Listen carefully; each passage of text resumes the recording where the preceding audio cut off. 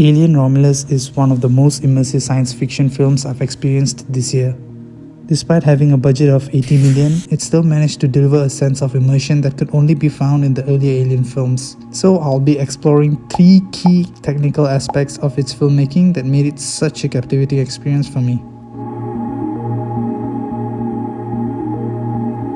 Hi, Y22 here. Yes, that's my name. I'm a huge science fiction fan and I have consumed an unhealthy amount of sci-fi films in the past. And one of the sci-fi universes that had a huge impact on me when I was a kid was the Alien franchise. Its craftsmanship behind the scenes and exploration of timeless themes were the main reason why I fell in love with the franchise. Its most recent release, Alien Romulus, is no different, as the amount of effort put into various technical departments of filmmaking has made it one of the most immersive movie experiences I have had this year. As mentioned earlier, I will be focusing on 3 key technical aspects in its filmmaking that I think have contributed to the movie's overall feeling of immersiveness.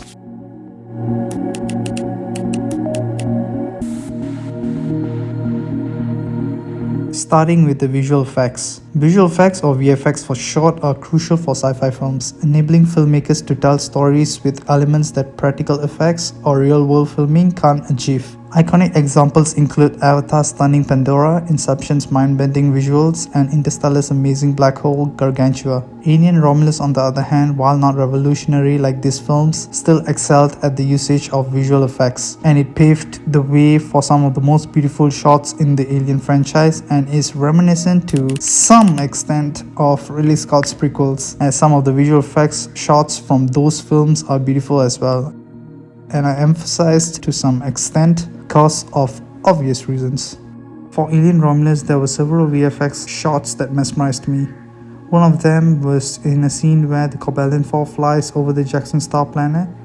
The visual effects team brought the director's vision to life remarkably well, and due to minimal cuts, the audience can cherish every frame of the shot. And if that's not enough, the camera then pans up and shows the planetary ring surrounding the Jackson Star itself. This shot alone could be poster-worthy. Another standout scene that makes great use of visual effects in the movie is at the end when the Renaissance station crashes into the planetary ring of the Jackson Star, which in turn gives this beautiful snowy effect in space. Watching these shots unfold on an IMAX screen just reminded me why some movies are meant to be seen in the cinema. Besides elevating a film, a misuse of visual effects could also result in making scenes feel too artificial or maybe sometimes even overwhelming in some cases for the audiences, which in turn could detract from the story. The current Marvel Cinematic Universe movies are guilty of that, and that has spread across all of Hollywood recently. It is so apparent now to the fact that a movie with well-executed visual effects has become a rarity nowadays. It probably is why the movie Alien Romulus stood out to me compared to the other recent films. With that said, Alien Romulus did not get everything right in this department, as it too was guilty of misusing visual effects in a way that tapped into the uncanny valley for me. That came from the introduction of the character Rook, based on the likeness of actor Ian Holmes, who previously played Ash in the original Alien film. Rook was brought to life using a mix of animatronics, generative AI, and unfortunately underwhelming visual effects. Its extended screen time made the flaws in its design stand out, which pulled me out of the film's otherwise immersive experience, which was largely supported by strong visual effects in most scenes. This film probably wouldn't sweep any visual effects awards, as they will probably go to Dune Part 2, and deservingly so, but that doesn't diminish the impressive work that was put into creating some of the most beautiful shots of the Alien franchise. Moving from intangible effects to tangible ones, and those are practical effects, which is the next technical area of filmmaking that Alien Romulus got right. Practical effects, which is my personal favorite of the two effects, are the opposites to visual effects, as they rely on physical and real-world special effects that are usually created on set. Practical effects usually range from makeup, costumes, animatronics, and so on, and they are significant as they give a sense of realism towards a fictional element in a film, particularly creatures. The use of practical effects could also enhance the performance of actors trying to play off of these practical effects. These effects can make movies feel timeless, as realism can never be outdated with age, unlike CGI, which can easily be outdated as time passes and new technology arises. Movies that are famous for practical effects include The Thing, the original Star Wars films, and my favorite movie of all time, Jurassic Park. So when news came out that Fede Alvarez is prioritizing the use of practical effects in this film, I was so relieved and excited at the same time, because one of the best parts of the Alien franchise is the use of practical effects on these xenomorphs. It has been one of the key aspects of the original duology, as the realism of the xenomorphs planted an unexplainable fear into the audiences at that time. But back then, especially the first one, the creature was mostly played by Balaji Badejo.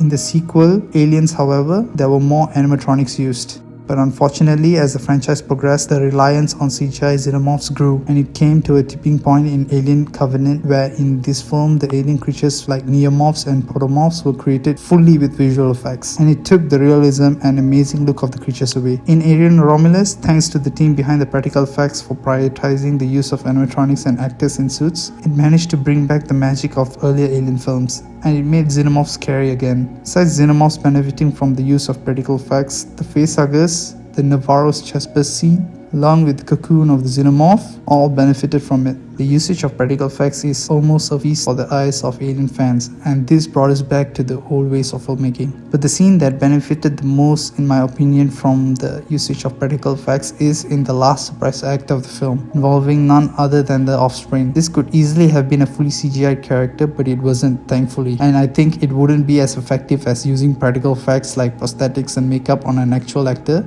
In this case, the 7'7" Robert Bobrowski, a former Romanian basketball player who ended up playing the offspring, and this has significantly enhanced the fear factor of the last act of the film. Last but certainly not the least is the sound design. Probably the majority of people who watched Alien Romulus would agree that the best part of the movie is without a doubt the sound design. Getting the sound design right for any sort of media helps in the overall immersiveness of the story, as it strengthens the world building by making the world feel more alive, increases the emotional impact of a particular scene, enhances the storytelling, and finally, in some cases, gives a distinct identity to a certain character of a film. Part of the reason why Alien Romulus feels so immersive is because the technical side of filmmaking, like sound design, is given so much attention, and the team behind that department actually cared to put in the necessary effort. Lee Gilmore and Will Files, the sound designer and editor team behind Alien Romulus, had no reason to over-deliver in this area. If they had just given a half-hearted attempt at the sound design, I would have still been happy with the movie. But they went all out on every little detail of sound that was added to the movie, which has resulted in the overall movie feeling way more immersive than it should. And this has elevated the audience's experience of the movie a lot more.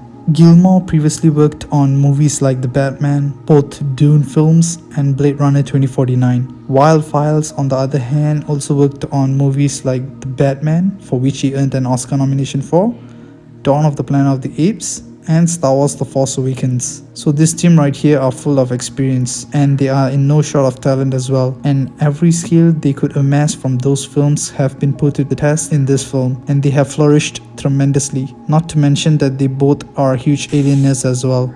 And if you have people who love the source material working on the film doesn't become a job, but instead it becomes a passion project for them. You can pick and choose a piece of sound from every scene from the movie and break it down for hours. But my personal favorite would be the sound of Jackson Star mining colony looming in the background. It almost makes the planet, or the area at least, feel like it is a character of its own. My next favorite sound design would be the sound of every spaceship, especially the Corbellan 4 in the scene when it was taking off. Will Files stated that the sound of these spaceships were influenced by the used future effect that movies like Star Wars A New Hope used, in which every sound emitted by the ship should sound like they are electromechanical. Gravity generators purging was also another favorite of mine, along with others like mothers booting up and the movement, sound and vocals of facehuggers. Other things like the doors of Renaissance Station opening, the sound of the gun shooting, and even Andy fingering the wall all contributed to the auditory environment of the film, helping the audience feel more immersed in the setting of the story. This is my take on the technical aspects that I feel Alien Romulus got right, that have led to the movie feeling as immersive as it is. Everything I've mentioned here is obviously my own opinion, and you are welcome to share your take in the comments below. Just like any other movie, Alien Romulus obviously isn't perfect. It does have its flaws, but the good far outweighs the bad for me. Fede Alvarez and his team did a phenomenal job of making me love an Alien movie again, and this makes me even more excited for the upcoming Alien Earth TV show on FX. and the newly announced but yet untitled Alien movie from Ridley Scott. All I can say is that it has never been a great time to be a fan of the franchise. I am currently trying to build a community of science fiction fans with this channel, so do consider subscribing. That's if you want, of course. And thank you so much for watching.